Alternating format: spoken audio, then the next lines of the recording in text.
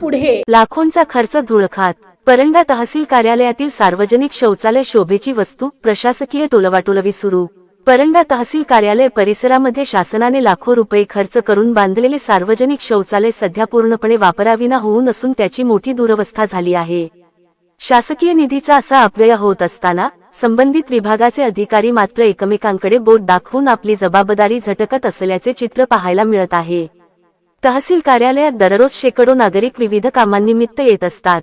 त्यांची सोय व्हावी या उद्देशाने प्रशासनाने या ठिकाणी सुसज्ज शौचालयाची उभारणी केली। मात्र आज हे शौचालय धुळखात पडले असून नागरिकांना उघड्यावर जावे लागत आहे किंवा मोठ्या गैरसोयीचा सामना करावा लागत आहे। अधिकारी देतायत उडवाउडवीची उत्तरे।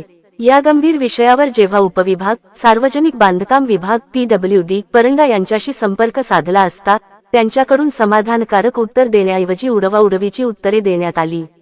दुसरीकडे तहसील कार्यालयाकडे विचारणा केली असता आम्हाला याबाबत काहीही माहिती नाही, तुम्ही सार्वजनिक बांधकाम विभागाकडे चौकशी करा असे सांगून हातवर करण्यात आले। जनतेचा सवाल, जबाबदार कोण?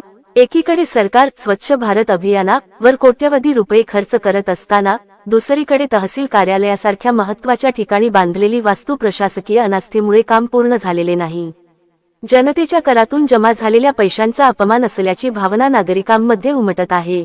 आता या प्रकरणाची वरिष्ठ पातळीवर दखल घेतली जाणार का, की हे शौचालय असेच शेवटची घटका मोजत राहणार, असा संतप्त सवाल परंडा तालुक्यातील जनता विचारत आहे। जनहितार्थ न्यूज एक पाऊल पुढे। मुख्य संपादक धनंजय गोफणे।